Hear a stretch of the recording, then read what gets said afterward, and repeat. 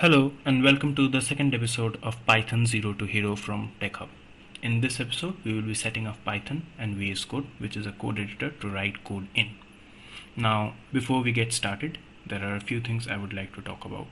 First of all the keys I will be pressing will be visible on the bottom left corner of the screen, so you can see it here.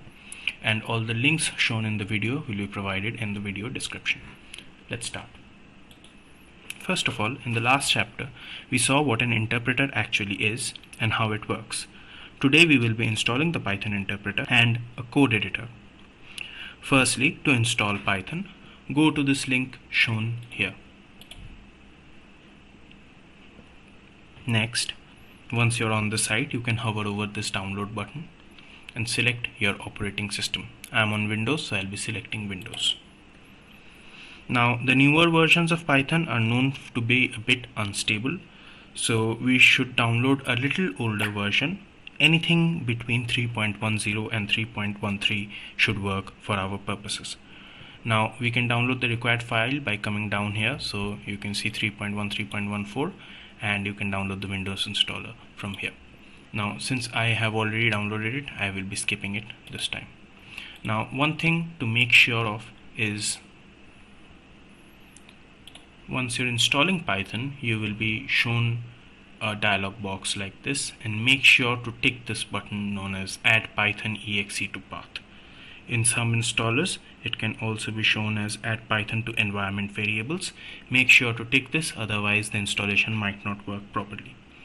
Once installed, you can open up the terminal with the terminal command here, and to see if Python installed correctly, you have to type in Python version. If this shows up with an error instead of the Python version that you have installed, it means that something has gone wrong with the installation. Either the installation is corrupt or you forgot to add Python to the path variables. Now, you can look up how to add Python to the path variables in other videos on YouTube. I would not be covering it here.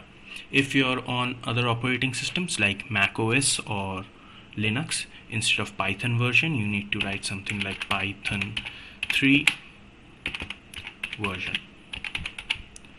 Also, while we are at it, we might also check something called pip and the same command pip version.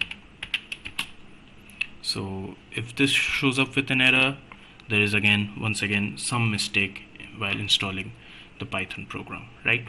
Now, with those two installed, we can move on to installing a code editor. First of all, what is a code editor? A code editor is a place where you can write and edit your own code. Now, Python by default comes built in with a code editor known as IDLE, so you can see it here, but it is really primitive and doesn't provide much support. So we will be using a newer, much more standard code editor known as Visual Studio Code.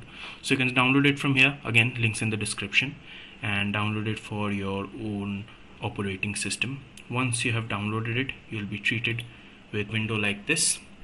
Now, for this project, what I recommend is you open up a file.